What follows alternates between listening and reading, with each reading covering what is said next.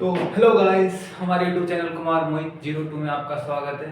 तो जैसा कि अपन ने एक सीरीज स्टार्ट कर रखी थी इम्पोर्टेंट क्वेश्चन की, जो जीपेट में आते हैं, और इम्पोर्टेंट टॉपिक जो जीपेट में हर साल पूछा जाता है। तो हम बात करेंगे क्लिनिकल ट्रायल, जो फार्माकोलॉजी का, फार्मोडायनामिक का एक इम्पोर्टेंट टॉपिक है, जिसमें पहले क्वेश्चन पूछे जा चुके हैं। तो आज हम बात करें क्लिनिकल ट्रायल की। अगर क्लिनिकल ट्रायल को देखने से पहले हमको ये समझना पड़ेगा कि आखिर क्लिनिकल ट्रायल क्यों होता है।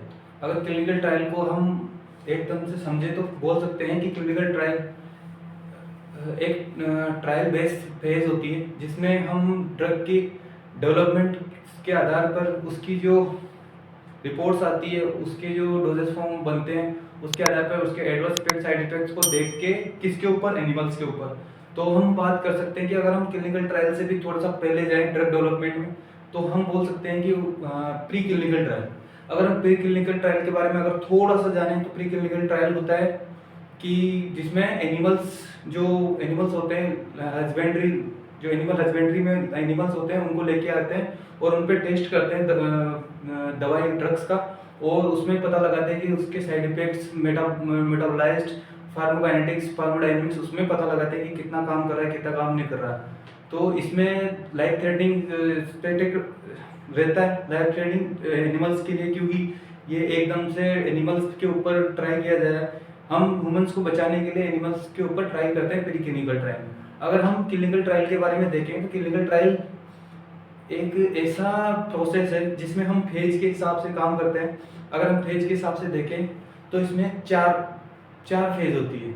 अगर हम बहुत सारी किताबों में, क्रेडिट त्रिपाठी में और में देखें, तो फेज 0 के बारे में बताया गया है। अगर फेज 0 के बारे में बताएं तो एक स्मॉल कंसंट्रेशन ऑफ डोज हम हेल्थी वॉलेंटियर्स को देते हैं, जिससे हम पता लगा सकते हैं कि साइड इफेक्ट्स, एडवर्स इफेक्ट्स दे रहे हैं या नहीं दे रहा, कितना टॉलरेंस ड्रग्स के मामले में एनिमल्स पे हो रहा है।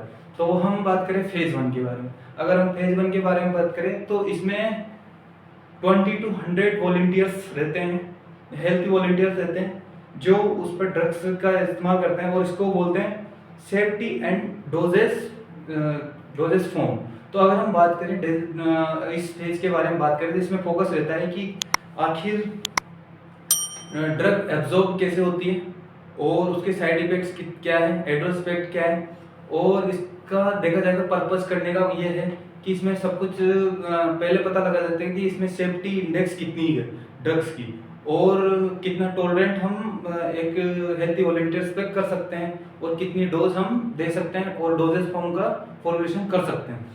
तो अगर हम बात करें तो फेज 2 के बारे में, क्लिनिकल ट्रायल में फेज 2 के बारे में देखें, तो इसमें जो पेशेंट रहते हैं वो कितने रहते हैं, 100 to 300, इस बीच में रेंज में ये पेशेंट रहते हैं। और अगर हम देखें तो इसमें मेनली जो एफिकेसी और सेफ्टी के बारे में हम देखते हैं। और अगर हम देखें तो इसका पर्पस करने का रहता है कि इसमें आगे हमें जो सेफ्टी और ड्रग की सेफ्टी के बारे में पता चले, और उसके एक्शन के बारे में हमको ज़्यादा नॉलेज हो जाए। इसके बारे में हम ये फेज 2 रिएक्शन पे 3000 पेशेंट रहते हैं, जिसमें हम देखते हैं कि confirm efficacy and safety monitor of drug adverse reactions.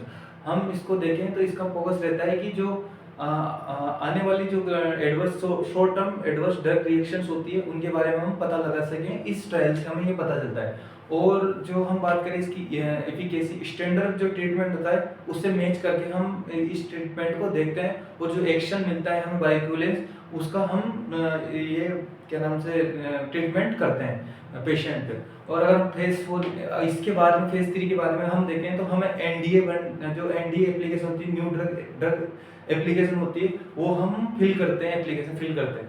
इसके बाद में हम देखें तो एनडीए मिलने के जिसका वेरिफिकेशन होता है, क्लिनिकल डाटा का वेरिफिकेशन होता है। और आगे हम देखें तो इसमें फेज 4 आती है। फेज 4 को देखें तो इसमें रहता है पोस्ट मार्केटिंग सर्विलांस। अगर इसको देखें तो ये फार्माकोविजिलेंस में भी आता है, क्योंकि फेज 4 एक जो मेजर पॉपुलेशन होती है उसके ऊपर ट्रायल किया जाता है। जो पोस्ट मार्केट, जब प्रोडक्ट अपना ड्रग मार्केट में आता है, उसके बाद में भी मॉनिटरिंग चलती रहती है, और उसमें लॉन्ग टर्म जो साइड इफेक्ट होते हैं उसको देखते रहते हैं।